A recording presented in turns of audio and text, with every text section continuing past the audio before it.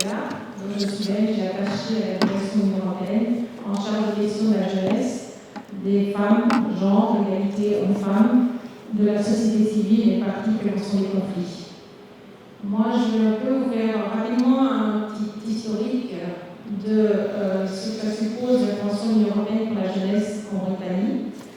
Donc, d'abord la base, les fondements. Voilà.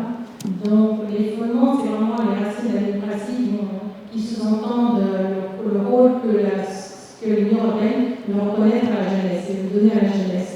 Donc, c'est bien sûr la transparence et plaidoyer, souci transparent plaidoyer, bonne gouvernance, élaboration des politiques, développement humain et croissance inclusive. Maintenant, si on va un peu plus loin et un peu plus en détail, le rôle que veut donner l'Union européenne à la jeunesse est régi par une stratégie spécifique en faveur de la jeunesse, qui est vraiment l'axe de coopération de l'Union européenne pour la jeunesse dans les relations extérieures partout dans le monde. C'est vraiment promouvoir la participation des jeunes à la vie démocratique, soutenir l'engagement social et civique des jeunes et favoriser la participation et la contribution des jeunes à la société. Pour ce faire,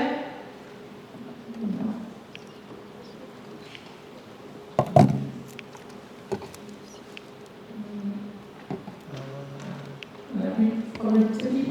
Ouais, Est-ce qu'il ne faut pas être en face de la télé peut-être? faut être en face de la deuxième vitrine, d'accord. Alors, pour ce faire, qu'est-ce qu'entend l'Union européenne?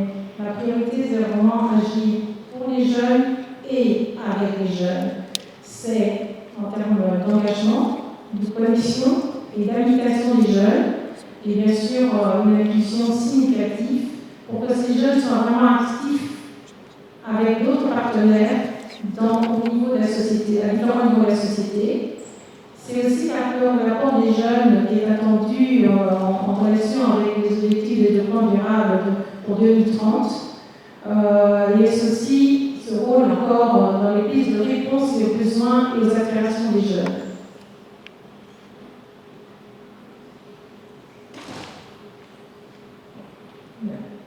Attends,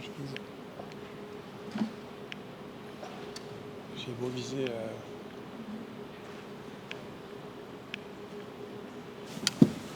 Voilà. Ah, c'est bon. Alors, pour revenir un peu à ce que les objectifs de développement durable attendent au niveau de l'engagement des jeunes, c'est vraiment une reconnaissance des jeunes en tant que titulaires de droits, mais tout en sachant, entre guillemets, quand on a des droits, on a aussi des devoirs. Alors, c'est promouvoir aussi l'autonomisation de la jeunesse et encourager le développement des jeunes dans les différentes priorités qui sont soulignées et reprises dans les objectifs de développement durable.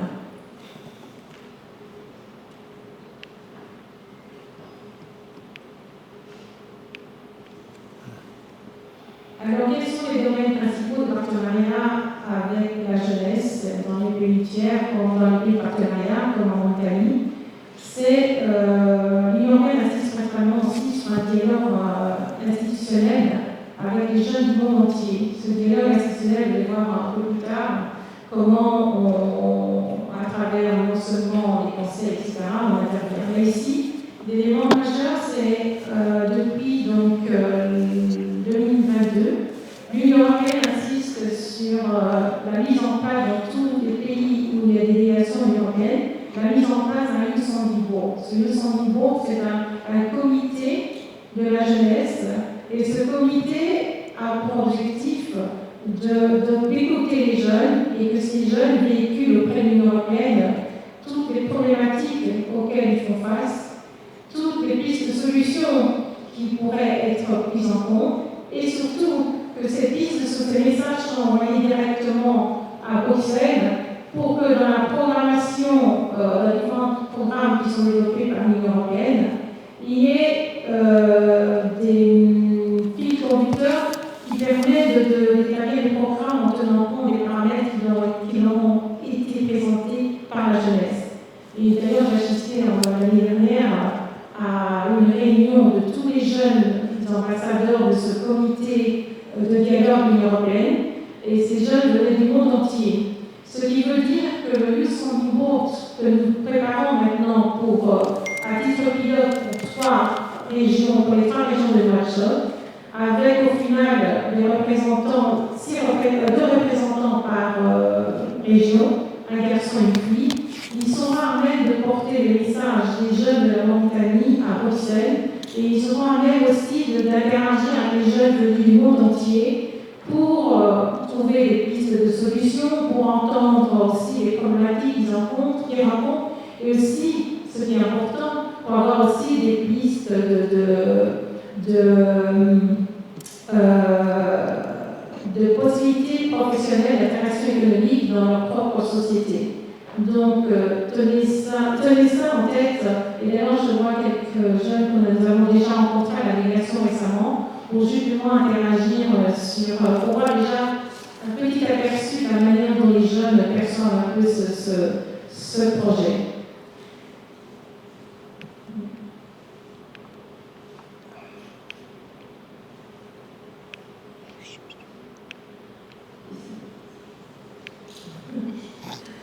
Excusez-moi. Une petite aide peut-être, parce que je suis en face. J'y arrive Quel plus. bouton? C'est celui-là. Ouais, c'est la deuxième vitre, mais Voilà. Je suis en face, je pense que je suis vous plus êtes pratique. mieux placé. Ouais. Oui. Alors, additionnellement et plus spécifiquement, l'accompagnement des jeunes se fait déjà à travers nos différents programmes, nos différentes rencontres en termes de conseils, de mentoring, de responsabilisation, d'autonomisation et aussi de guidage pour que les jeunes soient au mieux informés, au plus impliqués dans les processus de développement du pays via ou à travers les différentes communautés de l'Union européenne dans le cadre du partenariat avec la Mauritanie.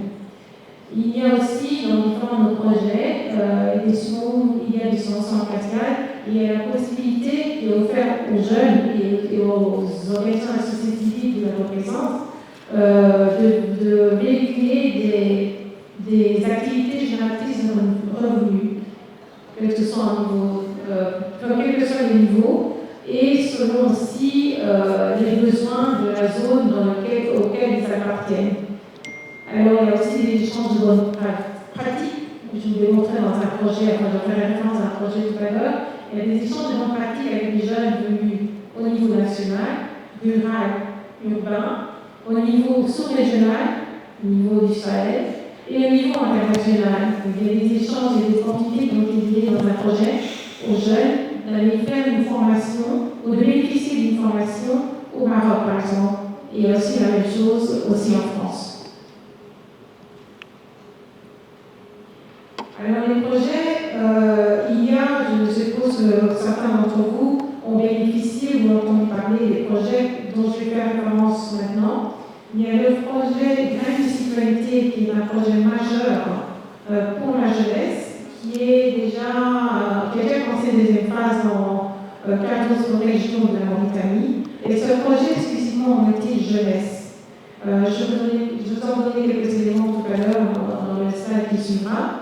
Il y a le projet Jeunesse Europe Sahel, qui est un autre projet aussi qui intègre la dynamique d'accompagnement des jeunes dans des perspectives aussi d'insertion socio-économique et de cohésion sociale. Ce projet est géré directement, est plutôt financé directement et suivi via le siège dans 6 pays, les 5 ex-G5 et le Sénégal. C'est plutôt une phase pilote puisque c'est 5 millions d'euros pour 4 ans et vraiment avoir la complémentarité et la valeur ajoutée par rapport aux autres projets qu'on fait. Donc là, dans le cadre de ce projet aussi, il y a le trait d'union avec le comité de dialogue des jeunes dont je vais parler tout à l'heure, parce que c'est en synergie avec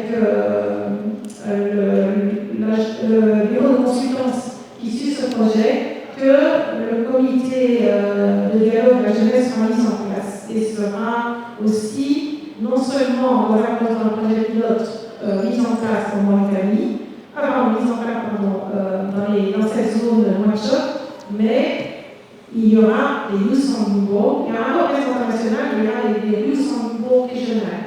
Donc, il faut regarder ça, prêter attention à cela.